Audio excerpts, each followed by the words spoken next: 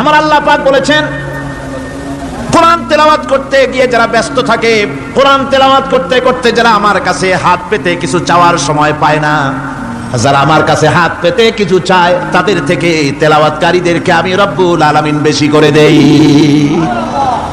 সুবহানাল্লাহ। কোরআন তেলাওয়াত করতে করতে যারা আল্লাহর কাছে হাত পেতে চাওয়ার সময় পায় না, আল্লাহ পাক বলেন যারা চায় তাদের থেকে তেলাওয়াতকারীকে আমি বেশি দেই। আমার বন্ধুগণ, শুধু তাই নয়, এই কোরআনে কারীম যারা তেলাওয়াত করবে, আমল করবে, কিয়ামতের দিন তার মা বাপের মাথার উপরে আল্লাহ রাব্বুল আলামিন, আবু দাউদ শরীফের হাদিসে এসেছে, তার মা বাপের মাথার উপরে নূরের টুপি পরিধান করানো হবে। এমন নূরের টুপি, এমন নূরের তাজ পরানো হবে, চন্দ্র সূর্যের আলোকে ম্লান করে দেবে। হাসরবাসীরা প্রশ্ন করবেন, এ লোকটিকে কোনো ফেরেশতা নাকি বলে না, কোনো নবী নাকি বলে না, তবে কি ইনি কে? জবাব হবে, ইনি হচ্ছেন সেই ব্যক্তি যিনি তার সন্তানদেরকে কোরআন শিখিয়েছিলেন। কোরআন শিখানোর কারণে আল্লাহ রাব্বুল আলামিন আজ তার মা বাপের মাথার উপরে নূরের টুপি পরিধান করে হাসরের ভিতরে মর্যাদা দিলেন।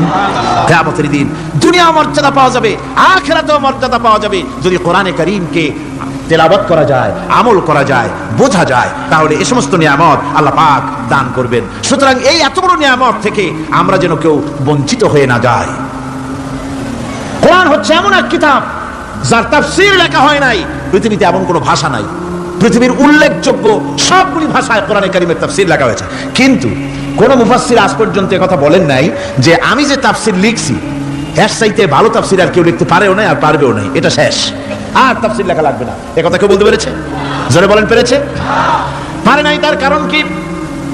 আল্লাহ রাব্বুল আলামিন বলেন, قُلْ لَوْ كَانَ الْبَحْرُ مِدَادًا لِكَلِمَاتِ رَبِّي لَنَفِدَ الْبَحْرُ قَبْلَ أَن تَنفَدَ كَلِمَاتُ رَبِّي وَلَوْ جِئْنَا بِمِثْلِهِ مَدَدًا। আল্লাহ পাক বলেন, নবী আপনি বলুন, আমার রবের কথাগুলি লেখার জন্য যদি সমুদ্রের পানিগুলি, সমুদ্রের সমস্ত পানিগুলি যদি কালিতে পরিণত হয়ে যায়, আর আমার রবের কথাগুলি যদি লেখা শুরু হয়ে যায়, আমার রবের কথাগুলি লেখার পূর্বে সমস্ত সমুদ্রের পানিগুলি শেষ হয়ে যাবে, তারপরে যদি আবার সমুদ্র ভরে দেওয়া হয়, আরো যদি লেখা হয়, তবুও আমার রবের কথা লেখা শেষ হবে না।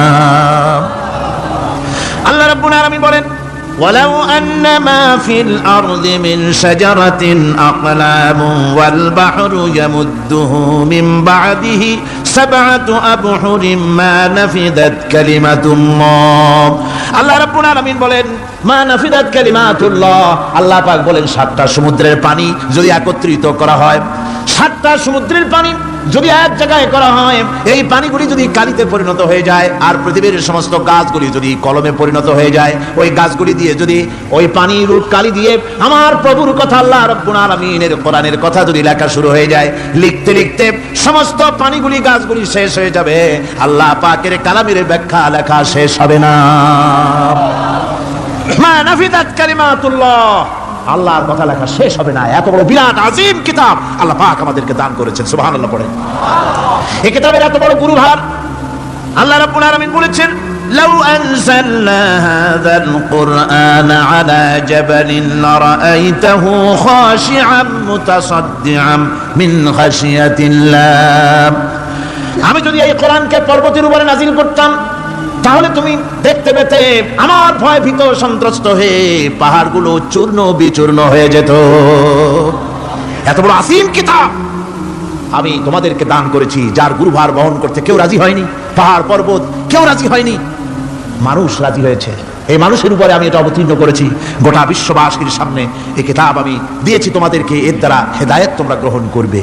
কিয়ামতের দিন আল্লাহর এই বিরাট নিয়ামত আমাদেরকে দান করলেন, আমরা এই নিয়ামতের না শুকর করেছি, অর্থাৎ এই কোরআনকে আমরা ব্যবহার করেছি, সঠিকভাবে করি নাই, বেঠিকভাবে করেছি। প্রথম দিন, দ্বিতীয় দিন আমি বলেছি কোরআন শরীফকে শুধু তাবিজ তোমারের জন্য, শুধু সওয়াবের জন্য তেলাওয়াত করেছি। আসলে শুধু সওয়াবের জন্য তো আসেনি কোরআন। কোরআন বুঝতে হবে, আমল করতে হবে, তবে না শান্তি পাবো। আপনি যদি, কোরআন হচ্ছে মানুষের জীবন সমস্যার সমাধানের গ্রন্থ। ওষুধ খেলে রোগ ভালো হয়, ওষুধ খেলে কি হয়? কেউ যদি সকাল বেলায় তসবিহ হাতে নিয়ে 500 বার পরে ওষুধ ওষুধ ওষুধ 500 বার পড়লে রোগ কি ভালো হবে? বরং রোগ আরো বাড়তে পারে চিল্লাইতে চিল্লাইতে। শীতের জন্য লেপটায় না দিয়া কেউ যদি চিল্লাইতে থাকে, জিকির করে লেপ্ত শোক, লেপ্ত শোক, লেপ্ত শোক, শীত কি বন্ধ হবে নাকি? পানির পিপাসায় ছটফট করে মানুষ যদি চিল্লায় পানি পানি পানি পানি পানি, পানির পিপাসা আরো বাড়বে। তাহলে কি বোঝা গেল? পিপাসা লাগলে পানি পান করতে হবে, শীত লাগলে কম্বলটা গায়ে দিতে হবে, রোগ হলে ওষুধটা খেতে হবে, তাহলে সব সমস্যার সমাধান হবে। অনুরূপ ভাবে আমরা শুধু কোরআনে কারীমকে তেলাওয়াত করি সওয়াবের নিয়তে, তার হুকুমগুলি জীবনের উপরে আমল করি না বলে আজকের জীবন আমাদের বিপর্যস্ত হয়েছে। ব্যক্তিতে, পরিবারে, রাষ্ট্রে শান্তি নাই, কোথাও শান্তি নাই এই কারণে। আর কিয়ামতের দিন রাসূল আসামি করবেন তাদেরকে যারা কোরআন অমান্য করেছে। রাসূল হবেন বাদী। বাদী হবেন কে? যারা বলেন কে বাদী হবেন? রাসূল। আসামি হবে কারা? যারা কোরআন ছেড়ে দিয়েছে। আল্লাহ রাব্বুল আলামিন বলেন وقال الرسول يا رب إن قوم اتخذوا هذا القرآن مهجورا। কিয়ামতের দিন রাসূল আল্লাহর দরবারে ফরিয়াদ করবেন, আয় আমার রব, আয় আমার আল্লাহ তাআলা, এই সমস্ত লোকগুলি তোমার কালামকে, তোমার কোরআনকে অপ্রয়োজনীয় জিনিস বলে তারা পরিত্যাগ করেছিল। আমার বন্ধুগণ, কিয়ামতের দিন যখন এরা উপস্থিত হবে আল্লাহর দরবারে, আল্লাহ রাব্বুল আলামিন কোরআনের সাথে যারা ঠাট্টা করেছে, বিদ্রুপ করেছে, কোরআনের আইনকে নিয়ে যারা ঠাট্টা বিদ্রুপ মজাক উড়াইছে, কিয়ামতের দিন তাদেরকে বলা হবে ওয়াকিলাল ইয়াউমা নানসাকুম কামা নাসিতুম লিকা ইয়াউমিকুম হাযা। কিয়ামতের দিন আল্লাহ রাব্বুল আলামিন কোরআনের ঠাট্টাকারী, কোরআনের বিদ্রুপকারী, কোরআনের আইনের অমান্যকারীদেরকে বলবেন আমি আজকে তোমাদের ভুলে গেলাম, যেমন করে তোমরা এই দিনে আমার সঙ্গে সাক্ষাৎকারের কথা ভুলে গিয়েছিলে। তোমরা যেমন আমার আজকের এই কিয়ামতের দিনের কথা যারা ভুলে গিয়েছিলে, আজকে আমিও তোমাদেরকে ভুলে গেলাম। এরপরে কি হবে? ওয়ামাওয়াকুমুন নার ওয়া মা লাকুম মিন নাসিরিন। আল্লাহ পাক বলেন এরপরে এদের জায়গা হবে জাহান্নাম, আর এদের সাহায্যকারীও কেউ থাকবে না, জাহান্নামে চিরকাল থাকতে হবে। এটা এই জন্য যে তারা আল্লাহর কোরআনের সঙ্গে ঠাট্টা করেছে, বিদ্রুপ করেছে, কোরআনের আইন মানে নাই, কোরআনের আইনকে অমান্য করে চলেছে। এই জন্য কিয়ামতের দিন আল্লাহ রাব্বুল আলামিন তাদেরকে শাস্তি প্রদান করবেন। কোরআন পৃথিবীর বুকে আল্লাহ নাজিল করেছেন, শুধু তেলাওয়াত করবেন ঝুলে ঝুলে, এই জন্য নয়। কি জন্য নাজিল হলো? এবার উদ্দেশ্য শুনুন। আল্লাহ পাক বলেন আর রহমান আল্লামাল কোরআন। আল্লাহ রাব্বুল আলামিন তিনি হলেন এমন দয়াবান, এমন রহমান, যিনি কোরআন শিখালেন। কি কারণে শিখালেন? কোরআন নাজিলের উদ্দেশ্য কি? আল্লাহ পাক বলেন ইন্না আনসালনা ইলাইকাল কিতাবা বিল হাক্কি লিতাহকুমা বাইনান নাসি বিমা আরাকাল্লাহ। আল্লাহ পাক বলেন এই কিতাব আমি আপনার প্রতি অবতীর্ণ করেছি এই জন্য যাতে করে আপনি আল্লাহর প্রদর্শিত এই বিধান অনুযায়ী মানুষের উপরে বিচার ফয়সালা করতে পারেন। মানুষের উপরে আইন চলবে আল্লাহ। কার আইন? জোরে বলেন কার আইন? আলা লাহুল খালক ওয়াল আমর। সৃষ্টি যার, আইন চলবে কার? আল্লাহ পাক বলেন এই জন্য নাজিল করলাম, কোরআন নাজিল করেছি যাতে করে কোরআনের আইন দিয়ে বিচার ফয়সালা করতে পারেন, সেই জন্যই কোরআন নাজিল করলাম। আসলে আল্লাহর নবীর এই পৃথিবীতে আগমনের উদ্দেশ্য ওটাই ছিল। হুয়াল্লাযী আরসালা রাসূলাহু বিল হুদা ওয়া দীনিল হক লিইয়ুযহিরাহু আলাদ-দীনি কুল্লিহি ওয়া কাফা বিল্লাহি শাহীদা। আল্লাহ রাব্বুল আলামিন বলেন আমি আমার রাসূলকে দ্বীনে হক, সত্যের বিধান সহকারে দুনিয়ায় প্রেরণ করেছি। লিইয়ুযহিরাহু আলাদ-দীনি কুল্লিহি, আয় লিইয়ুগলিবাহু আলা সাইরিল আদিয়ান। সমস্ত আদিয়ানে বাতিলের উপরে আমার দ্বীনকে বিজয়ী করে দেওয়ার জন্য আমি রাসূলের কাছে কিতাব সহকারে তাকে অবতীর্ণ করেছি। এ দায়িত্ব শুধু মুহাম্মদ সাল্লাল্লাহু আলাইহি ওয়াসাল্লামের ছিল না, দুনিয়ার উপরে আল্লাহর দ্বীন কায়েম করা, আল্লাহর বিধান অনুযায়ী মানুষের বিচার ফয়সালার দায়িত্ব শুধু মুহাম্মদ সাল্লাল্লাহু আলাইহি ওয়াসাল্লামের ছিল না, সমস্ত নবীদের ছিল। কাদের ছিল? সব নবীদের ছিল। ফাবাসাল্লাহু আন-নাবিয়্যিনা মুবাশশিরিনা মুনজিরিন ওয়া আনজালা মা'আহুমুল কিতাবা বিল হাক্কি লিয়াহকুমা বাইনান নাস। আল্লাহ পাক বলেন সমস্ত নবীদের কাছে আমি কিতাব অবতীর্ণ করেছি এই জন্য যে তারা সহজ এবং সোজা পথে যারা চলতে চায় তাদেরকে তিনি সুসংবাদ দিবেন, আর বাঁকা পথে যারা চলবে তাদেরকে তিনি জাহান্নামের ভীতি প্রদর্শন করবেন। আর আমি তার উপরে যে কিতাব অবতীর্ণ করেছি এই কিতাব দিয়ে জনগণের উপরে বিচার ফয়সালা করবে, আইন চলবে আল্লাহর কিতাব দিয়ে। আইন চলবে কি দিয়ে? আল্লাহর কিতাব দিয়ে। আল্লাহর কিতাব অনুযায়ী জনগণকে পরিচালিত করবেন। এই জন্য আমি এই কোরআনকে নাজিল করেছি, অতীত ওই কিতাবগুলি নাজিল করেছি। কুল ইয়া আইয়ুহান নাসু ক্বাদ জাআকুমুল হাক্কু মির রাব্বিকুম। আল্লাহ পাক বলেন, নবী আপনি বলে দেন, আপনি বলুন, হে মানব সকল, আল্লাহর পক্ষ থেকে তোমাদের জন্য মহাসত্য এসেছে। এই মহাসত্য যদি অনুসরণ করো তোমাদের জন্য কল্যাণকর হবে। ওমান দাল্লা ফাইন্নামা ইয়াদুল্লু আলাইহা।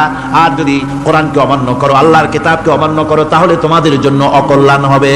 আজ আপনারা বলেন, আল্লাহর কিতাবের আইন কি আমাদের দেশে চলে? কোরআনের আইন কি চলে? চলে না। কোরআনের আইন চলে না। আমরা কি খুব শান্তিতে আছি? খুব আরামে আছি? শ্রমিকরা তাদের শ্রমের মূল্য পায়, কৃষক তার উৎপাদিত পণ্যের সঠিক দাম পায়, নারী তার সতীত্বের মর্যাদা পায়। জনগণ কি আরামে ঘুমাতে পারে? না, জনগণ রীতিমতো দুবেলা পেট পুড়ে সমস্ত জনগণ খেতে পারে। এর একমাত্র কারণ হচ্ছে কোরআনের আইনকে অমান্য করা হয়েছে।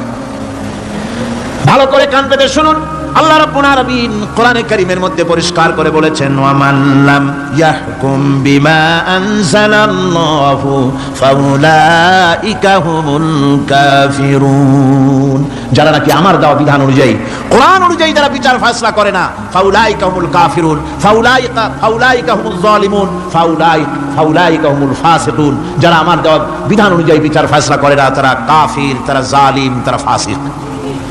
সুতরাং এর ভিতরে এই জুলমের মধ্যে জালিমদের অন্তর্গত, ফাসিকদের অন্তর্গত হয়ে বাংলাদেশের বহু মুসলমান, পৃথিবীর বহু এলাকার মুসলমান এর মধ্যে লিপ্ত হয়ে আছে। কোরআনের আইন চালু না করলে পরে, কোরআনের আইন না মানলে পরে জালিম হতে হবে, কাফির হতে হবে, ফাসিক হতে হবে। অর্থাৎ যতখানি না মানবেন ততখানি এই বিশেষণে বিভূষিত হতে হবে। এক শ্রেণীর লোক আছে যারা বলে বেড়ান ধর্ম আর রাজনীতি আলাদা। বলেন কিনা? কর জোরে বলেন, বলে কিনা? ধর্ম আর রাজনীতি আলাদা। তারা বলেন আমরা ধর্ম নিরপেক্ষ থাকতে চাই। তারা কি থাকতে চায়? ধর্ম নিরপেক্ষ থাকতে চায়।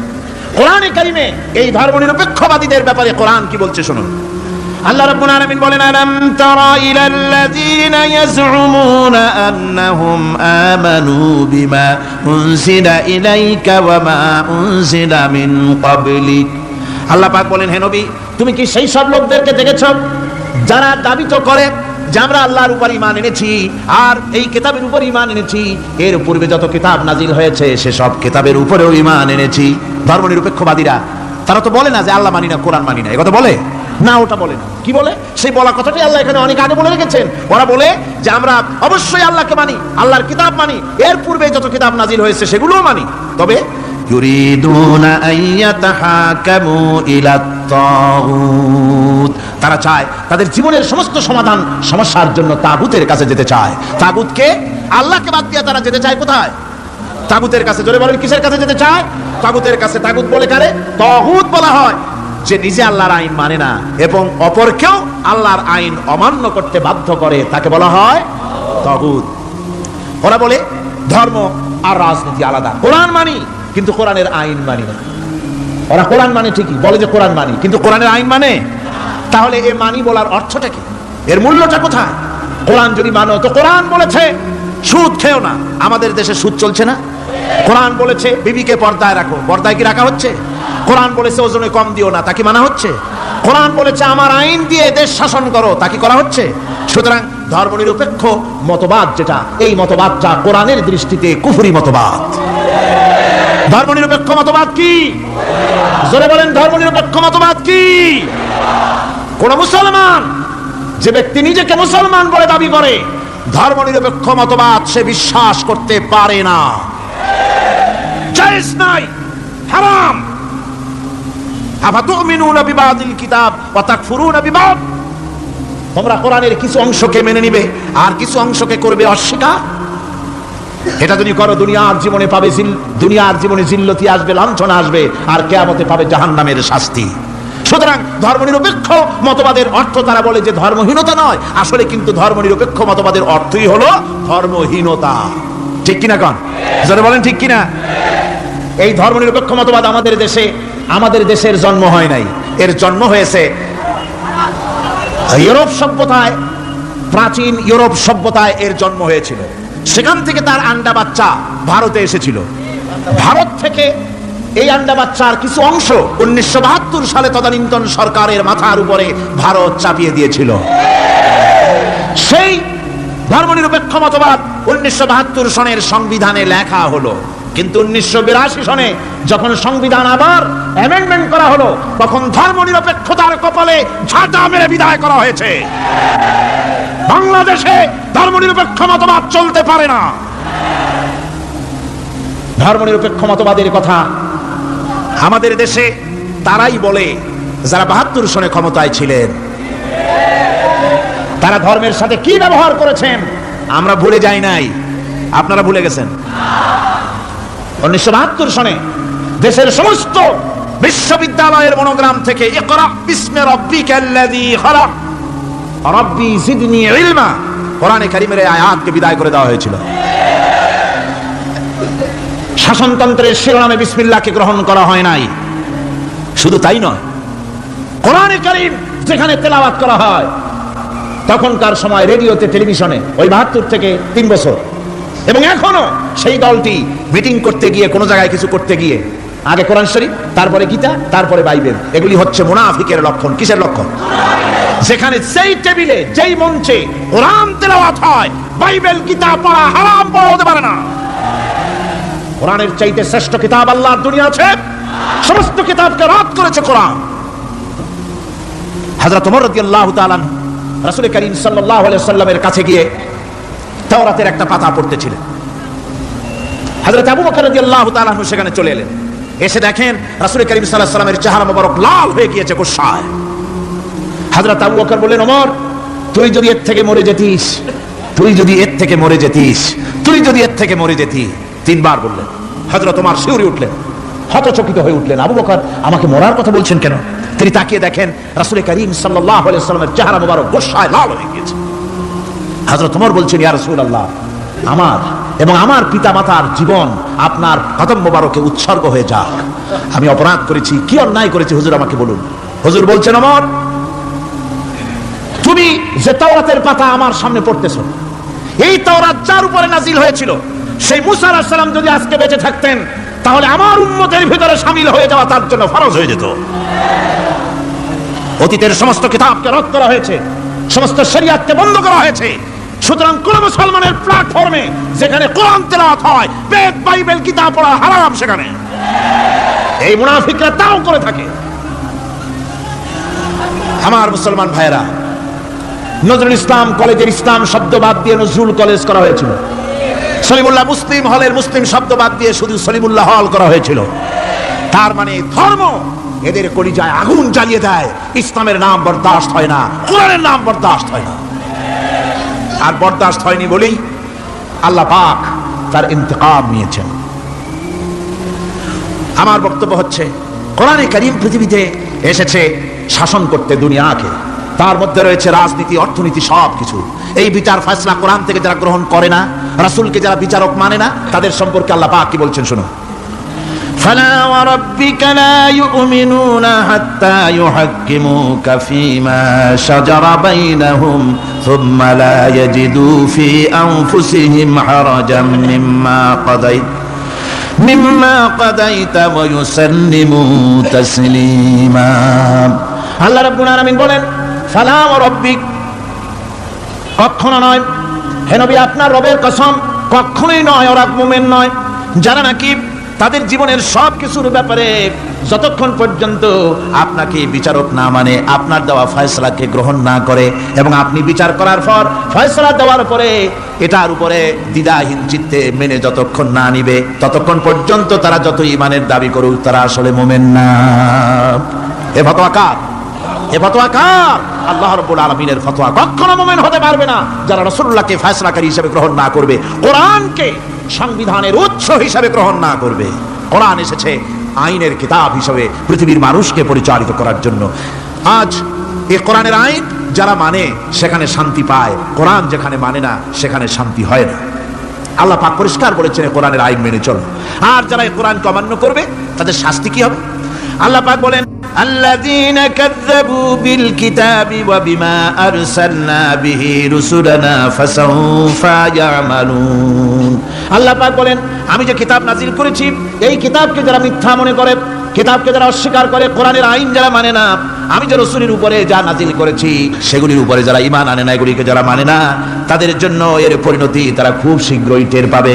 খুব শীঘ্রই তাদেরকে পরিণতি দেওয়া হবে। কিয়ামতের দিন তাদেরকে আল্লাহ রাব্বুল আলামিন জাহান্নামে প্রবেশ করাবেন। কোরআনের অবমাননাকারীদের জায়গা কোথায় হবে? কোথায় হবে তাদের জায়গা? জাহান্নামের ভিতরে হবে। সুতরাং আমরা কোথায় যেতে চাই? জাহান্নামে না জান্নাতে? বেহেশতে যদি যেতে চাই, দুনিয়ায় যদি শান্তি চাই এবং আখিরাতে যদি মুক্তি পেতে চাই, তাহলে আমাদেরকে কোরআনের আইনকে মানতে হবে। কিসের আইন মানা লাগবে? কোরআনের আইন মানতে হবে। কোরআনে কারীমের নাজিল হলো, আল্লাহ পাক যে কোরআন আমাদের শিখালেন, আর রহমান আল্লামাল কোরআন, যে কোরআন তিনি আমাদের শিখালেন। এই কোরআন নাজিলের পদ্ধতি ছিল মদিনা এবং মক্কা। রাসূলের মক্কি জিন্দেগিতে কিছু নাজিল হয়েছে, আর মদনী জিন্দেগিতে নাজিল হয়েছে কিছু। মক্কা শরীফে যেগুলি নাজিল হয়েছে সেই সূরাগুলো ছিল তাওহীদ, রিসালাত এবং আখিরাতের উপরে নির্ভর করে। আর মদনী সূরা যেগুলি ছিল সেগুলি ফৌজদারি দণ্ডবিধি, উত্তরাধিকারী আইন, তারপরে যাকাত, ওসর, যুদ্ধ, সন্ধি, বন্দী, এরপরে রয়েছে স্বরাষ্ট্রনীতি, পররাষ্ট্রনীতি, অর্থনীতি, জীবন পরিচালনার সমস্ত বিধি আর ব্যবস্থা মদনী জিন্দেগির সূরাগুলিতে, অবতীর্ণ সূরাগুলিতে আল্লাহ রাব্বুল আলামিন নাজিল করেছেন। কোরআন শরীফ মানুষের সকল সমস্যার সমাধান দিয়েছে। এখানে আমি এখন তার কিছু নমুনা পেশ করছি আপনাদের সামনে, আপনাদের বোঝার জন্য যে কোরআন। অনেকে বলে যে কোরআনের তাফসীরের ভেতরে রাজনীতির আলোচনা হয়। রাজনীতি সেইটুক করি যেটুকুন আল্লাহ কোরআনে করেছেন। জোরে কোন আলহামদুলিল্লাহ। এর থেকে বালাই কিছু বলি নাকি? না। কোরআন যেটুকুন করেছে, রাসূলুল্লাহ যেটুকুন করেছে, একজন মুসলমান হিসাবে তা করা আপনার আমার জন্য কি? সুন্নত, নফল। ওটা করা কি জোরে কর? এটা করা আমাদের জন্য ফরজ। সেই জন্য আমি কিছু নমুনা পেশ করছি আপনাদের সামনে, বুঝতে পারবেন যে কোরআন শুধু নামাজের কথা নিয়ে আসে নাই। কোরআনের মধ্যে আয়াত সংখ্যা কত? ৬৬৬৬। এটা ঠিক না, কিছু কম আছে। ৬০০০ কয়েক শত, ভালো করে গুনে দেখা দরকার। তো এই যে আয়াত কারিমা যেগুলি রয়েছে, এর মধ্যে মাত্র ৫০০ আয়াত হচ্ছে হুকমে শরঈ। ভালো করে শুনুন, ৫০০ আয়াত আদেশ এবং নিষেধ জাতীয়। এটা করো, ওটা করো না, এটা হালাল, ওটা হারাম। এ হলো ৫০০। তো এই যদি ৫০০ হয়, তাহলে বাকি ৬০০০ কি? বাকি ৬০০০ ইতিহাস, দর্শন, বিজ্ঞান, রাজনীতি, অর্থনীতি, সমাজনীতি, উত্তরাধিকারী আইন, পররাষ্ট্রনীতি, স্বরাষ্ট্রনীতি, মানুষের জীবনে যা দরকার, ইহকাল, পরকাল, কবর, হাসর, মিজান, সিরাত, জান্নাত, জাহান্নাম, এসব কিছু আল্লাহ পাক বাকি হাজার হাজার আয়াতের মধ্যে বলেছেন। তো ৫০০ আয়াতের পরিচিতি আমাদের জানা আছে, নামাজ, রোজা, হজ, যাকাত, হালাল, বৈধ, অবৈধ ইত্যাদি সম্পর্কে। কিন্তু বাকি আয়াতগুলিতে আমাদের জীবন পরিচালনার ব্যাপারে আল্লাহ পাকের কথা শুনুন, কিভাবে এ কথাগুলি আল্লাহ পাক আমাদের বলছেন। বিচার পদ্ধতি সম্পর্কে শুনুন। কোরআন যে বিচার পদ্ধতি আমাদেরকে দিয়েছেন, নিরঙ্কুশ ন্যায় বিচারের কথা কোরআন বলেছে। কোরআন বলেছে বিচার হতে হবে কি ধরনের? ওয়াইযা হাকামতুম বাইনান নাসি আন তাহকুমু বিল আদল। কোরআন শরীফ বলেছে তোমরা যখন লোকদের মাঝে বিচার ফয়সালা করবে তখন অবশ্যই সুবিচার করবে, জাস্টিস, ন্যায় বিচার করবে। এই ন্যায় বিচার করতে গিয়ে তোমার সামনে যদি বিজাতীয় কোনো লোক আসামি হয়ে দাঁড়ায়, অমুসলিম, তখন বিচারটা কিভাবে করবে? কোরআনে কারীম বলছে ওয়ালা ইয়াজরিমান্নাকুম শানাআনু কওমিন আলা আল্লা তা'দিলু। কোন বিশেষ শ্রেণীর বিচার কাজ করতে গিয়ে, কোন বিশেষ শ্রেণী বা জাতির বিচার কার্য পরিচালনা করতে গিয়ে তাদের প্রতি বিদ্বেষ যেন তুমি যেন জুলুম করে না বসো, তখন যেন তুমি ইনসাফ করতে পারো, তাদের উপরে জুলুম করবে না। সে যদি তোমার জাতের লোক না হয়, বিচার করতেছে, তুমি বিচারক হিসাবে সঠিক বিচার করবে, বিচারের মানদণ্ডকে কখনো হেলাদোলা করবে না, ভালো সুবিচার করবে। এটা হচ্ছে কোরআনে কারীমের কথা। আর আত্মীয় স্বজনের বিচার সম্পর্কে বলা হচ্ছে যে তোমরা বিচার নিয়ে, সুবিচার নিয়ে তোমরা দাঁড়াও, দণ্ডায়মান হও। সুবিচার নিয়ে মুসলমানেরা তোমরা যখন বিচার করবে, তখন এই বিচার করতে গিয়ে ওয়ালাউ আলা আনফুসিকুম আবিল ওয়ালিদাইনি ওয়াল আকরাবিন, সে যদি তোমার নিজের বিরুদ্ধেও যায় বিচার, তা যদি তোমার সন্তান সন্ততি, ভাই ব্রাদার, মা বাপ ইত্যাদির বিরুদ্ধেও যদি চলে যায়, ইন ইয়াকুন গানিয়ান আও ফাকিরান, যদি সে গরিব হয়, যদি সে ধনীও হয়, বিচারের বেলায় কোনো রকম তারতম্য করবে না, আপন হোক পর হোক, বিচার করতে হবে সঠিক। এটা কার কথা? আল্লাহর। জোরে বলেন, কার কথা? পৃথিবীর কোন ধর্মগ্রন্থের কথা বলেছে? পৃথিবীর কোন জাতি কথা বলেছে? কোরআন বলেছে এই সুবিচারের কথা। সুবিচার করতে হবে, বিচারের বেলায় খবরদার আপন পর এবং কোন ধর্মের লোক এই চিন্তা করতে যেও না। কোরআনে কারীমের মধ্যে রয়েছে ফৌজদারি দণ্ডবিধি, জুডিশিয়াল ল, ফৌজদারি দণ্ডবিধি। এখানে একটা কথা বলে নিতে হয় আল্লাহর আইন। মূল কথাটা কি? আল্লাহর আইন। আল্লাহর আইনের কথা শোনা মাত্রই এক শ্রেণীর লোকেরা মনে করে আল্লাহর আইন মানেই হলো হাত কাটা, আল্লাহর আইনের অর্থই হলো গলা কাটা, আল্লাহর আইনের অর্থই হলো দৌড়া মারা। এটা একটা বাজে কথা। আল্লাহ পাকের আল্লাহ কি এইরকম একটা বদমেজাজি দারোগার মতো আল্লাহ যে মানুষ পাইলেই খালি পিটাবে আর হাত কাটবে? একটা কথা হইল হাত কাটা গলা কাটা, এটা কখন? সুবিচার প্রতিষ্ঠিত হয়ে যাবে, খাওয়া পড়ার গ্যারান্টি মিলবে, তারপরে যদি কেউ চুরি করে দৃষ্টান্তমূলক শাস্তি দাও হাত কেটে। এর আগে না। মদিনা মুনাওয়ারায় হযরত ওমর রাদিয়াল্লাহু তাআলা আনহুর সময় অনাবৃষ্টির কারণে দুর্ভিক্ষ দেখা দিয়েছিল। তখন হযরত ওমর জাস্টিসদেরকে, ম্যাজিস্ট্রেটদেরকে ডেকে পরিষ্কারভাবে এলান করে দিয়েছিলেন, এখন যদি কোনো চোর ধরা পড়ে, এই দুর্ভিক্ষ চলাকালীন কোন চোর যদি ধরা পড়ে আর প্রমাণিত হয় পেটের জ্বালায় চুরি করেছে, খবরদার তার হাতকে তোমরা কাটবে না, খবরদার হাত কাটবে না। ইসলাম তো আগে পেটে দেয়। আগে কোথায় দেয়? পেটে, তারপরে দেয় পিঠে, আগে দেয় না। মানুষের খাওয়া পড়া, শিক্ষা, চিকিৎসা, বাসস্থান সবটার গ্যারান্টি দেওয়া হয়। মদিনায় যখন এই গ্যারান্টি এসে গেল, চোরের হাত কাটা আইন মক্কায় নাজিল হয় নাই, নাজিল হয়েছে মদিনা মুনাওয়ারায় রাসূলের মদনী জিন্দেগিতে। কোন সময়? যখন রাসূলুল্লাহ প্রেসিডেন্ট। রাসূলুল্লাহ কি? জোরে কোন রাসূলুল্লাহ কি? রাষ্ট্রপতি। সেই সময় মানুষ দরজা খুলে ঘুমাবার সুযোগ পেল, খাওয়া পড়া, শিক্ষা, চিকিৎসা, বাসস্থানের গ্যারান্টি পেল। এই সময় আল্লাহ রাব্বুল আলামিন তিনি যখন দেখলেন ইসলামী সমাজ ব্যবস্থা কোরআনের আইনের মাধ্যমে মানুষ সব রকমের নিরাপত্তা লাভ করেছে, পেটের সমস্যার সমাধান হয়ে গেছে, তখন আল্লাহ আইন জারি করলেন, আস-সারিকু ওয়াস-সারিকাতু ফাকতাউ আইদিয়াহুমা, চোর পুরুষ হোক আর নারী হোক উভয়ের হাত কেটে দাও। পুরুষ হোক আর নারী হোক এখন উভয়ের হাত কেটে দাও। দৃষ্টান্তমূলক শাস্তি হোক, যাতে করে এই চুরি আর না কেউ না করে। পেটে খাবার আছে, চাকরি আছে, ওষুধ আছে, শিক্ষা আছে, থাকার মতো জায়গা আছে, এখন চুরি করো কেন? তাহলে বোঝা যাবে এটা নেশায় পরিণত হয়েছে। কি হয়েছে? নেশা। তখন তো আর চোরকে বসায় সেলুট মারা আর যাবে না, এখন হাতটা কাটিয়া একটা শাস্তি দিয়ে দাও। আমাদের দেশে কিন্তু চোরের হাত কাটা আইনের ব্যাপারে কোনো চোরের আজ পর্যন্ত মিছিল করে না। বাংলাদেশের কোন ছোট ছোট চোর, যেমন তাল চোর, বেল চোর, কচু চোর, ছাতি চোর, জুতা চোর, আর যত ছোট ছোট চোর, এই সব চোরেরা কি কোনোদিন মিছিল করেছে যে চোরের হাত কাটা আইন মানি না, মানবো না? বলেছে কেউ? কিন্তু এই আইনের বিরুদ্ধে সোচ্চার কারা? কোন চোরেরা? নিশ্চয়ই ছোট চোরেরা না, বড় চোরেরা, যারা তাল বেল চুরি করে না, বরং কলমের খোঁচা দিয়া সরকারের, জনগণের লক্ষ কোটি কোটি টাকা পকেটস্থ করেন মেহেরবানি করে। ওইসব তারা মনে করেন যদি এই আইন চালু হয়ে যায় তাহলে তালচোর বেলচোরের তো কোনো ক্ষতি নাই, ইসলামী রাষ্ট্র চালু হলে পরে তো সকলের পেটে ভাত আসবে, ওই তাল বেল আর চুরি করা লাগবে না, তাদের তো সুবিধা। কিন্তু মুসিবতটা তো আমাদের হবে, বেশি খাইয়া খাইয়া জিহ্বা পুরু হয়ে গেছে। এখন ওই বেশি খাইতে না পারলে বদভ্যাস চালু হয়ে যাবে, চুরি করতে যখন যাইবে তখন এই আইন তো বিসমিল্লাহ হবে আমাদের দিয়া। এই জন্য ওনারাই বিরোধিতা করেন চরম ভাবে। আমার বন্ধুগণ, কোরআনের আইন বন্ধ করার ক্ষমতা কারো নাই। আইন চালু হলে পরেই শান্তি আসবে। ওরা বিরোধিতা করছে, ওরা বলছে চোরের হাত কাটা আইন এটা হচ্ছে একটা অমানবিক ব্যাপার। আইনটা কার? আল্লাহ। মানুষগুলি কার? তা তোমারা তো দরদ কেন? মায়ের চাইতে মাসির দরদ বেশি, এটা কি খুব সুলক্ষণ?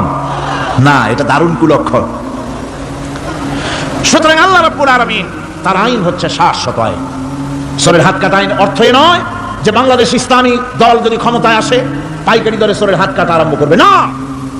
ততক্ষণ পর্যন্ত আইন চালু হবে না যতক্ষণ পর্যন্ত সমস্ত মানুষ তাদের কর্মসংস্থান না হবে, খাবার না পাবে, চাকরি বাকরি না হবে, খেয়ে পরে খাওয়া পড়া, শিক্ষা, চিকিৎসা, বাসস্থান সবটার গ্যারান্টি মিলবে, তারপরে আইন চালু হবে। এর আগে না। আল্লাহ রাব্বুল আলামিন ফৌজদারি দণ্ডবিধির আওতার ভিতরে চোরের কি শাস্তি হবে তা বললেন, নরহত্যার শাস্তি কি হবে তাও আল্লাহ পাক এখানে বলছেন, ইয়া আইয়ুহাল্লাযীনা আমানু কুতিবা আলাইকুমুল কিসাসু ফিল কাতলা। আল্লাহ পাক বলেন তোমাদের প্রতি নরহত্যার শাস্তি স্বরূপ কিসাস নির্দিষ্ট করা হয়েছে, অর্থাৎ হত্যার বদলে হত্যা করা। একজন মানুষ আর একজন মানুষকে হত্যা করেছে, কোরআনের আইন হচ্ছে ওকেও হত্যা করো। কি সুন্দর আইন, সুবহানাল্লাহ পড়েন। তাহলে কি হবে?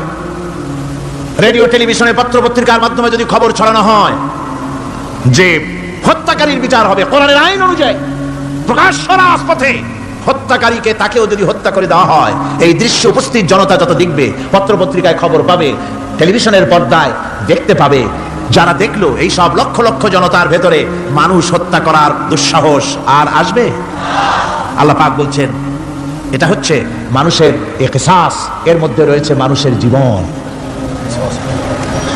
এরপরে নরকতার শাস্তি আল্লাহ পাক এভাবে কোরআনে কারীমের মধ্যে বললেন, জিনার শাস্তি, আয-যানিয়াতু ওয়াজ-যানি ফাজলিদু কুল্লা ওয়াহিদিন মিনহুমা মিআতা জালদা। আল্লাহ রাব্বুল আলামিন বলেন, জিনাকারিনী পুরুষ, জিনাকারিনী নারী আর জিনাকারা পুরুষ, তাদের শাস্তি হচ্ছে উভয়কে 100 করে দৌড়া মারা, প্রাণদণ্ড দিয়ে দেওয়া। এই শাস্তি যদি হয়, জিনা বন্ধ হয়ে যাবে, বিবাহ সহজ হবে। ইসলামী রাষ্ট্র হলে পরে জিনা করা কঠিন হবে, বিবাহ করা সহজ হয়ে যাবে। এটা হচ্ছে কোরআনের আইনের সুন্দর বিধান। জিনার শাস্তি, চোরের শাস্তি, নরহত্যার শাস্তি জুডিশিয়াল লয়ের আওতায়, ফৌজদারি দণ্ডবিধির আওতায় এগুলি পড়ে। এগুলি সব কোরআন শরীফে আছে না নাই? আছে কিনা? তাহলে কি করে আপনি বলবেন আপনি ধর্ম নিরপেক্ষ? আপনি শুধু ধর্ম আপনার ব্যক্তিগত ব্যাপার আর রাজনীতি একটা আলাদা ব্যাপার। এবারে আল্লাহ রাব্বুল আলামিন মদ পান সম্পর্কে, যারা মদ পান করবে, জুয়া খেলবে যারা, তাদের সম্পর্কে মদ্যপায়ীদের ব্যাপারে আল্লাহ পাক বলছেন, ইন্নামাল খামরু ওয়াল মাইসিরু ওয়াল আনসাবু ওয়াল আজলামু রিজসুম মিন আমালিশ শাইতানি ফাজতানিবুহু। আল্লাহ পাক বলেন নিঃসন্দেহে মদ, জুয়া এবং পাশা, এই সমস্ত খেলাকে, এই সমস্ত জিনিসকে নাপাক ঘোষণা করা হয়েছে। এগুলি সব হতেছে শয়তান কর্তৃক উদ্ভাবিত নোংরা কাজ। এগুলি শয়তানের কাজ। মদ আর জুয়া কার কাজ? যারা বলেন কার কাজ? শয়তানের কাজ। সুতরাং ফাজতানিবুহু, এর থেকে তোমরা ফিরে থাকো। আল্লাহ বলছেন মদ এবং জুয়া মানুষকে আল্লাহর জিকির থেকে ফিরায় রাখে। ফাহাল আনতুম মুনতাহুন, এগুলি শোনার পরেও কি তোমরা এর থেকে ফিরে থাকবে না? এবার আল্লাহ রাব্বুল আলামিন ওজনে কম দেওয়া সম্পর্কে বলছেন, যারা ব্যবসায়ী, অনেক ব্যবসায়ী আছে, ব্যবসা করতে গিয়ে ধর্ম ব্যক্তিগত ব্যাপার, ব্যবসার মধ্যে ধর্ম নিতে চাই না। কয় যে ধর্ম দারুণ পবিত্র জিনিস, এত পবিত্র, শুধু মসজিদে থাকবে, শুধু মাদ্রাসায় থাকবে, আমার জীবনের বিস্তীর্ণ অঙ্গনে ধর্ম ঢুকতে পারবে না। তার মানে ভাবখানা এই, আল্লাহ এবং রাসূলকে বলে দেওয়া হচ্ছে, হে আল্লাহ, হে রাসূল, তোমাদের উপরে 144 জারি করে দিলাম, শুধু মসজিদে আর খানকায় থাকো, মাদ্রাসায় থাকো, আমাদের জীবনের বিস্তীর্ণ অঙ্গনে তোমাদের কোনো প্রবেশের অধিকার নাই। জোরে কর নাউজুবিল্লাহ। আল্লাহ পাক মানুষের জীবনের সকল ক্ষেত্রে আইন চলবে আল্লাহ। ইনিল হুকমু ইল্লা লিল্লাহ, আইন চলবে কার? ওই আল্লাহ রাব্বুল আলামিন বলেন ওজনে কম দিও না। ওয়াউফুল কাইলা ইযা কিলতুম ওয়াজনু বিল কিসতাসিল মুস্তাকিম। মেপে যখন কোনো জিনিস দিবে পরিমাপে কম দিবে না, ওজন করে যখন দিবে ওজনেও কম দিবে না। আল্লাহ পাক কোরআনে কারীমের মধ্যে সুন্দর করে সব কথা বলে দিলেন। ওজনে কম করো না, পরিমাপে কম করো না, সঠিকভাবে এটাকে দিও। এতিমের মাল সম্পর্কে কোরআন বলছে, ওয়ালা তাকরাবু মালাল ইয়াতীমি ইল্লা বিল্লাতী হিয়া আহসান। এতিমের মাল ভক্ষণ করা তো দূরের কথা, এর নিকটবর্তী হয় না। তবে হ্যাঁ, এতিম বয়সপ্রাপ্ত হওয়া পর্যন্ত যদি আমানত রাখো সেটা ভিন্ন কথা, কিন্তু এতিমের মালকে ভক্ষণ করো না অবৈধভাবে। এতিমের মালের সুরক্ষার জন্য আল্লাহ পাক বলে দিলেন। অশ্লীলতা সম্পর্কে, আজকে সমাজে অশ্লীলতা চলছে, বেহায়ামি, নগ্নতা চলছে, এ সম্পর্কে আল্লাহ পাক বলছেন, কুল ইন্নামা হারামা রাব্বিয়াল ফাওয়াহিশা মা যাহারা মিনহা ওয়া মা বাতান। আল্লাহ পাক বলেন, হে নবী, আপনি বলে দেন, আমার প্রভু নিঃসন্দেহে প্রকাশ্য এবং অপ্রকাশ্য সব রকমের নির্লজ্জতা এবং পাপাচারকে নিষিদ্ধ ঘোষণা করেছেন, হারাম করে দিয়েছেন। প্রকাশ্য এবং অপ্রকাশ্য সব রকমের পাপাচারকে, নির্লজ্জতাকে আল্লাহ পাক নিষেধ করেছেন। আজকে আমাদের দেশের টেলিভিশনে যে সমস্ত নির্লজ্জ বিজ্ঞাপন দেওয়া হয়, নারী দেহের যে সৌন্দর্য প্রদর্শনী করা হয়, এ কি কোনো মুসলমান দেশের করা উচিত? কোন মুসলমানদের জন্য এটা কি বৈধ? আজ নির্লজ্জতা, বেহায়ামি ছড়িয়ে পড়ছে চতুর্দিকে। আল্লাহ পাক নিষেধ করছেন, হারাম করে দিয়েছেন। প্রকাশ্য অপ্রকাশ্য সব রকমের নির্লজ্জতা আল্লাহ পাক। তাদের কাছে মজা লাগে, কবিতা পাঠের আসর, গানের আসর, পুঁথি পাঠের আসর, নাচ, নাটক, গল্প ইত্যাদি তাদের কাছে মজা লেগেছে। আমার কোরআনকে তারা ছেড়ে আপনার কোরআনকে তারা উপহাস করেছে। এই উপহাস করার কারণেই মুসলমানদের এই চরম অবনতি। আল্লামা ইকবাল বলেছেন, वो ज़माना में मुअज़्ज़ज़ थे मुसलमान होकर और तुम मुखार बने हो तारिके कुरान होकर। সে যুগের মানুষেরা কোরআনকে সম্মান করে দুনিয়ার বুকে মর্যাদা তারা পেয়েছিলেন, আর আজকে কোরআনকে না মেনে কোরআন থেকে দূরে সরে গিয়ে মানুষেরা আজ চরমভাবে জিল্লতির মধ্যে পড়ে গিয়েছে। কাজী আল্লাহ রাব্বুল আলামিনের নবী কিয়ামতের দিন মামলা দায়ের করবেন, বড় মুশকিল হয়ে যাবে মুসলমানদের জন্য, বিপদে পড়ে যেতে হবে। সেজন্য রসুল যে মামলা দায়ের করবেন ওই মামলায় যেন আমরা আসামি না হয়ে যাই, তার জন্য আমাদের দায়িত্ব হলো কোরআন পড়তে হবে, কোরআন বুঝতে হবে, আর কোরআন অনুযায়ী নিজেদের জীবনকে পরিচালিত করতে হবে। যারা এই কোরআনকে মানবে না, কোরআনের ফয়সালা অনুযায়ী জীবনের ফয়সালা করবে না, তাদের সম্পর্কে আল্লাহ পাক বলেছেন ওয়ামান লাম ইয়াহকুম বিমা আনজালাল্লাহু ফাউলাইকা হুমুজ জালিমুন। যারা এই কোরআন দিয়ে এই বিধান দিয়ে বিচার ফয়সালা করে না তারা জালিম, তারা জালিম, তারা কাফের, তারা ফাসিক, যারা নাকি কোরআন দিয়ে বিচার ফয়সালা করে না। সুতরাং কোরআনের একটি রাজ কায়েম করার জন্য চেষ্টা করতে হবে, সম্মিলিতভাবে চেষ্টা করতে হবে, যাতে করে সমাজে কোরআনের রাজ কায়েম হয়ে যায়। শুধু তেলাওয়াতের মাধ্যমে নয়, বরং বাস্তবে কোরআনকে জমিনে প্রতিষ্ঠার জন্য সর্বাত্মক প্রচেষ্টা চালাতে হবে মুসলমানদেরকে। আমরা কি সেই প্রচেষ্টা চালাতে রাজি আছি? জোরে বলেন, রাজি আছি? আল্লাহ রাব্বুল আলামিন বলেন, আমি প্রত্যেক নবীর জন্য দুষ্কৃতকারীদেরকে দুশমন বানায় দিয়েছি, অর্থাৎ এই দুশমনী চলতে থাকবে। হঠাৎ করে ফেরেশতারা এসে জমিনে দিন কায়েম করে দিয়ে যাবেন, এজন্য সংগ্রাম করতে হবে, এজন্য কষ্ট করতে হবে। আর আল্লাহ পাক বলেন, নবীকে বলছেন আপনাকে সাহায্য করার জন্য, সত্য পথ দেখাবার জন্য আর সাহায্য করার জন্য আমি আল্লাহ আপনার জন্য যথেষ্ট। যখন দিন কায়েমের জন্য সংগ্রামে মানুষ লিপ্ত হয়ে যাবে, আল্লাহ পাক বলেন শত্রুদের হাতে অসহায় করে আমি তোমাদের ছেড়ে দেব না। ওয়া কানা হাক্কান আলাইনা নাসরুল মুমিনিন। মুমিনদের সাহায্য করা আমি আল্লাহর জন্য ওয়াজিব, মুমিনদের জন্য সাহায্য করা আল্লাহর কি হক। আল্লাহ বলেন আমি মুমিনদেরকে সাহায্য করব, ভয় পাইও না।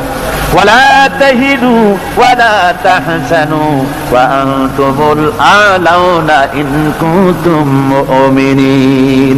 কোনো ভয় নাই, কোনো চিন্তা নাই, যদি মুমিন হও আমি আল্লাহ তোমাদেরকে বিজয়ী করব। মুমিন হওয়া লাগবে, আর যদি মুমিন না হও তাহলে বারবার মতো কাফেরের দেশ ভয় দেখাবে, ভয়ের চোটে চিত হয়ে পড়বা। বুঝলেন?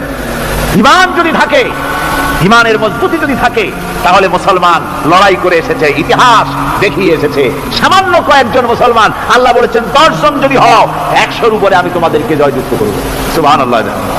মুত্তাকি হতে হবে, সাবের হতে হবে। মুসলমান হলে তার তো ভয়ের কিছু নাই, সে লড়াই করে অস্ত্রের জোরে নয়, জনবলের সৈন্যদের শক্তির জোরে নয়, সে লড়াই করে আল্লাহ রহমতের উপরে ভরসা করে, ইমানের জোরে। কিসের জোরে? ইমানের জোরে। এই জন্য মুসলমানদের সাথে যারাই লড়াই করতে এসছে মায়ের খাইয়া পলাইয়া কুল পায় নাই, মহাবীর দুর্বল সিংহের মতো পলাইছে। তার কারণ কি? ওদের চিন্তা হলো যে যদি মরি তো জাহান্নাম ছাড়া পথ নাই। আর মুসলমান সে মনে করছে যদি বাঁচি তো গাছি, আর যদি মরি শহীদ হয়ে যাবো, জান্নাতে চলে যাবো। কোথায় চলে যাবো? জান্নাতে চলে যাবো।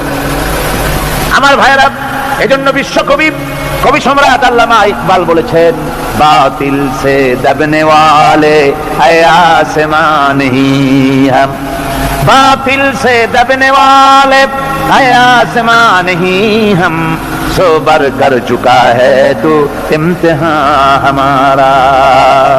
বাতিলের সামনে মাথা নত করার জাত আমরা না। আকাশ সাক্ষী, জমিন সাক্ষী, এই পৃথিবী সাক্ষী। মুসলমানেরা কখনো, ইমানদার মুসলমানেরা কখন কোন সময় তারা মাথা নত করে না। তারা সেই বীর জাতি। দস্ত দস্ত है दरिया भी न छोड़े हमने, दस्त दस्त है दरिया भी न छोड़े हमने, बहर जुल्मत में दौड़ा दिए घोड़े हमने। আমরা সেই জাতি, প্রান্তর তো প্রান্তর। শ্রাবণের খরস্রোতা উত্তাল তরঙ্গমালা নদীর উপর থেকে ঘোড়া দাবড়িয়ে আমি নদীর অপর পারে ইসলামের পতাকা উড্ডীন করেছি, আমি সেই মুসলমান। সুতরাং আল্লাহ রাব্বুল আলামিন বলেন, ইয়া আইয়ুহাল্লাযীনা আমানু ইন তানসুরুল্লাহা ইয়ানসুরকুম। ও বিশ্বাসীরা, তোমরা যদি আল্লাহর মদদ করো আল্লাহ তোমাদের মদদ করবেন। তোমরা আল্লাহর সাহায্য করো, আল্লাহ তোমাদের সাহায্য করবে। আল্লাহ কি সাহায্য করবেন আপনারা? আল্লাহ ধান কম হইছে না চাউল কম হইছে? কি সাহায্য করবেন? আল্লাহর সাহায্য মানে ইসলামের সাহায্য। আপনি যদি ইসলামের সাহায্য করেন, আল্লাহ রাব্বুল আলামিন আপনাকে সাহায্য করবেন। আর সাহায্য এমন ভাবে করবেন, ইতিহাসে বহু কথা আছে, আমি সংক্ষেপ করে দিচ্ছি। বদরের প্রান্তরে মাত্র কয়েকজন মুসলমান, আল্লাহ পাক তাদেরকে কিভাবে জিতালেন। আল্লাহ পাকের ওই কবি বলতেছেন, ফেজায়ে বদরে পায়দা কুন ফেরেশতে তেরি নুসরত কো উতার सकते गर्दों से कतर अंदर कतर अभी। বদরের প্রান্তরে মুসলমানদের ঈমান ছিল, ওই ঈমান যদি তোমরা আনতে পারো, তাহলে আমি আল্লাহ রাব্বুল আলামিন কাতারে কাতারে ফেরেশতা তোমাদের জন্য অবতীর্ণ করে দিতে পারি। জোরে করুন সুবহানাল্লাহ। وقال الذين كفروا لولا نزل عليه القرآن جملة واحدة كذلك لنثبت به فؤادك ورتلناه ترتيلا। আল্লাহ পাক কোরআন শরীফের মধ্যে বলেছেন, একজন যদি হও ইমানদার মুত্তাকি 10 জনের উপরে বিজয়ী হবে, 10 জন যদি হও 100-এর উপরে বিজয়ী হবে, 100 যদি হও 1000-এর উপরে বিজয়ী করব। জোরে বলেন সুবহানাল্লাহ। কবি বলতেছেন, ফিজায়ে বদরে পয়দা কুন ফেরেশতে তেরি নুসরত কো উতার सकते गर्दों से कतर अंदर कतर अभी। বদরের মুসলমানদের মতো ঈমান আনো, তাহলে আকাশ থেকে কাতারে কাতারে ফেরেশতা নাজিল করে দিয়ে আল্লাহ পাক তোমাদেরকে সাহায্য করবেন। সুবহানাল্লাহ। সে আল্লাহ আছে না নাই? জোরে বলেন, আছে না নাই? সেই আল্লাহ রাব্বুল আলামিন কোরআনে কারীমের ভিতরে আয়াতুল কুরসির মধ্যে বলে দিয়েছেন, আল্লাহু লা ইলাহা ইল্লা হুয়াল হাইয়ুল কাইয়্যুম। প্রাণ খুলে সবাই পড়েন, বসা মানুষ দাঁড়ানো মানুষ। আল্লাহু লা ইলাহা ইল্লা হুয়াল হাইয়ুল কাইয়্যুম। আল্লাহ রাব্বুল আলামিন, তিনি ছাড়া কোনো ইলাহ নাই, তিনি সার্বভৌমত্বের মালিক কেউ নাই আল্লাহ ছাড়া। এই কথা মানুষকে ঘোষণা করতে হবে, ঘাবড়াবার কারণ নাই। এর অর্থ এই নাই যে আপনারা কালেমার দাওয়াত দিবেন আর রাষ্ট্র শক্তি আপনারা পিটাইতেই থাকবে, আপনার কোনদিন আপনার সুদিন ফিরে আসবে না। বিষয়টা কেমন না, আমার আল্লাহর ওয়াদা শুনুন, ওয়ালা তাহিনু ওয়ালা তাহজানু ওয়া আনতুমুল আলাউনা ইন কুনতুম মুমিনিন। মুমিন যদি হও আমি তোমাদেরকে বিজয় দান করব। সুবহানাল্লাহ বলেন। আজ যদি আমাদের উপরে বিপদ এসে থাকে, তাহলে তার একমাত্র কারণ পূর্ণাঙ্গ ঈমানের অভাব আমাদের মধ্যে রয়েছে, ঠিক কিনা? আজ পৃথিবীতে সব থেকে মার খায় কারা? চিল্লায় বলো। আলজেরিয়ায় কারা? বসনিয়ায় কারা? চেচনিয়ায় কারা? প্যালেস্টাইনে কারা? যুরিবাত আলাইহিমুজ যিল্লাতু ওয়াল মাসকানা ওয়া বাউ বিগাদাবিন মিনাল্লাহ। আল্লাহর গজব আসবে, ইহুদিরা পৃথিবী থেকে নিশ্চিহ্ন হবেই হবে ইনশাআল্লাহ। দেখেছেন তাকায়া, প্যালেস্টাইনে ইসরায়েলিরা হেলিকপ্টার, গানশিপ, কামান, বোমা নিক্ষেপ করছে, আর প্যালেস্টাইনের শিশু, কিশোর, যুবকেরা ইহুদিদের নিক্ষিপ্ত বোমা আর কামানের মোকাবেলা করতেছে পাথর দিয়ে। আমি আমার অন্তরের অন্তঃস্থল থেকে ধন্যবাদ জানাই, মোবারকবাদ জানাই খালিদ বিন ওলীদের উত্তরসূরি, খাব্বাব খুবাইবের উত্তরসূরি প্যালেস্টাইনের ওই সব যুবকদেরকে, যারা কাফের বেঈমান ইহুদিদের মোকাবেলা করতেছে ইট আর পাথর দিয়ে। আর আমি আমার অন্তরের অন্তঃস্থলের সমস্ত ঘৃণা দিয়ে আমি ধিক্কার জানাই পৃথিবীর মুসলিম শাসকদেরকে, যারা মুসলমানদের মার দেখে চুপ করে যারা বসে আছে।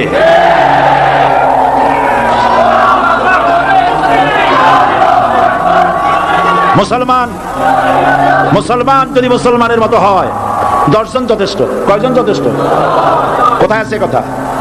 আল্লাহ পাক কোরআন শরীফের মধ্যে বলেছেন, একজন যদি হও ইমানদার মুত্তাকি 10 জনের উপরে বিজয়ী হবে, 10 জন যদি হও 100-এর উপরে বিজয়ী হবে, 100 যদি হও 1000-এর উপরে বিজয়ী করব। জোরে বলেন সুবহানাল্লাহ।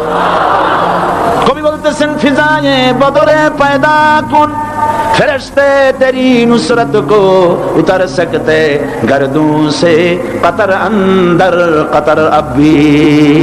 বদরের মুসলমানদের মতো ঈমান আনো, তাহলে আকাশ থেকে কাতারে কাতারে ফেরেশতা নাজিল করে দিয়ে আল্লাহ পাক তোমাদেরকে সাহায্য করবেন। সুবহানাল্লাহ।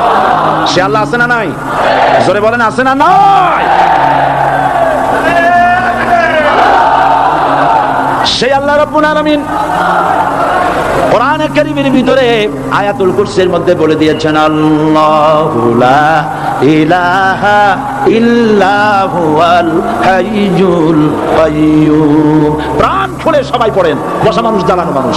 আল্লাহু লা ইলাহা ইল্লা হুয়াল হাইয়ুল কাইয়্যুম।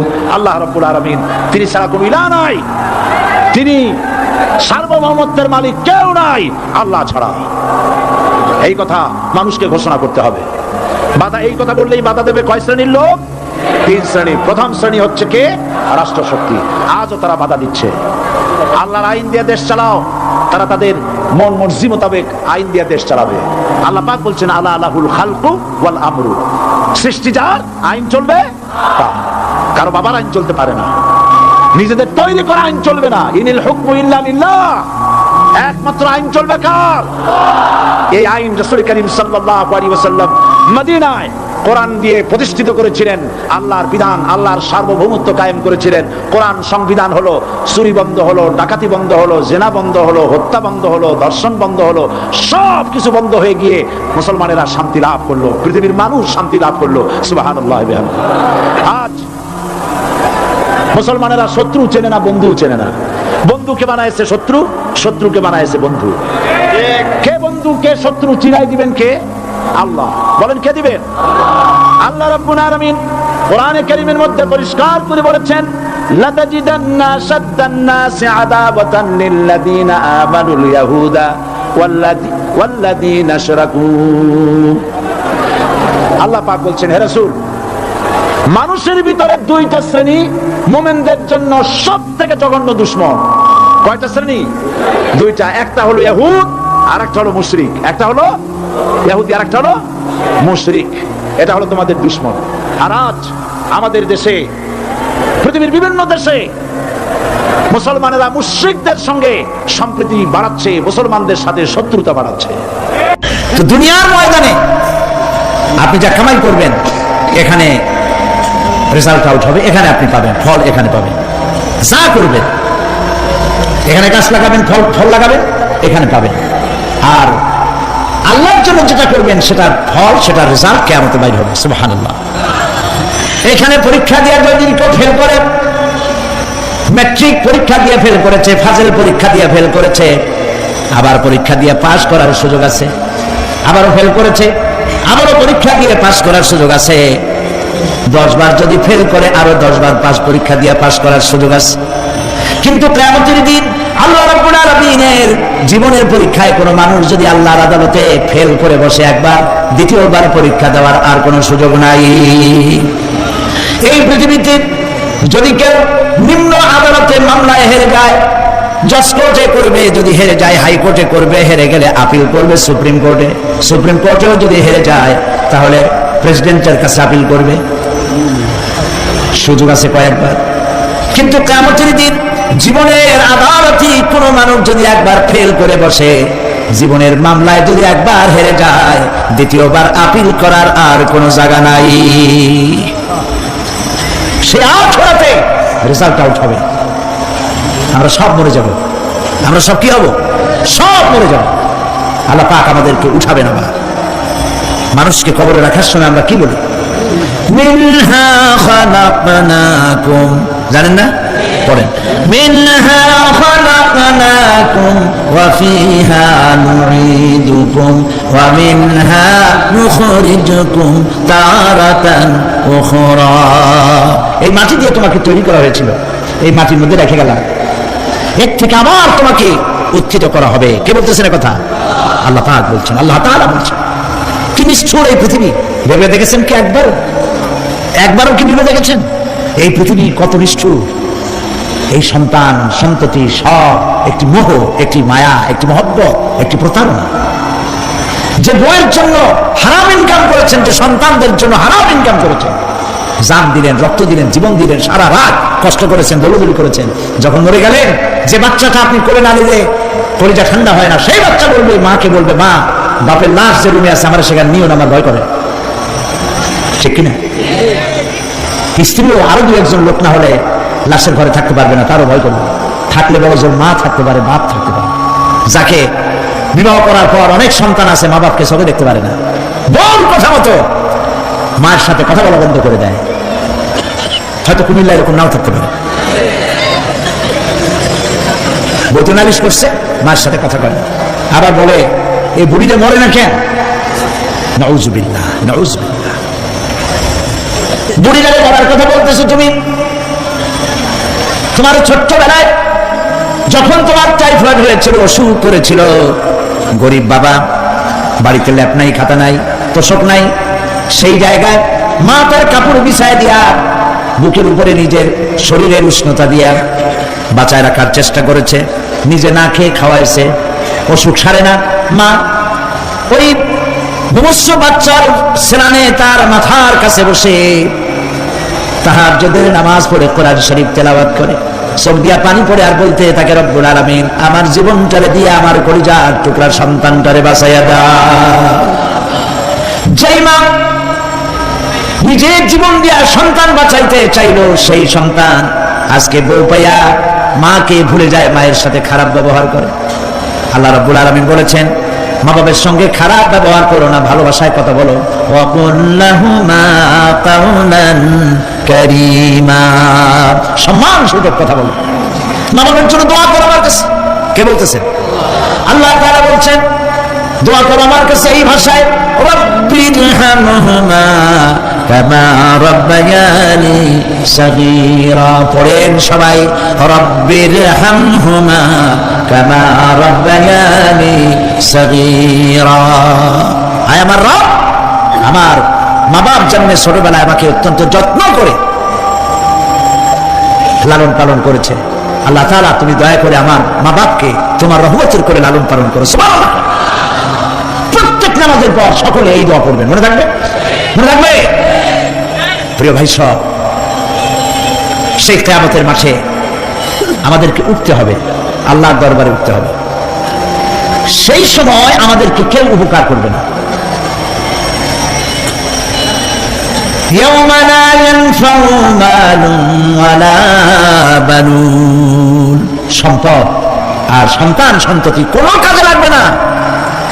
মা তার সন্তানকে চিনবে না, সন্তান তার মাকে চিনবে না, বাপ তার সন্তানকে চিনবে না, কেউ কাউকে পরিচয় দিবে না।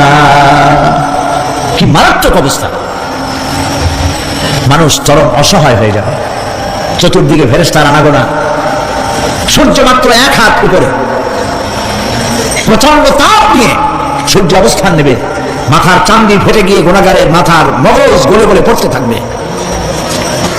পিপাসার যন্ত্রণা জিহ্বাটা ঝুলে কুকুরের মতো করে নাভিস্থল পর্যন্ত ঝরে পড়বে। কেউ উপকার করবে না, কেউ জিজ্ঞাসা করবে। অনেক লোক আছে পীরের কাছে মুরিদ হয় আর মনে করে পীর সাহেব তারে কিয়ামতে সুপারিশ করবে। অসম্ভব। আয়াতুল কুরসির মধ্যে আমরা পড়ি,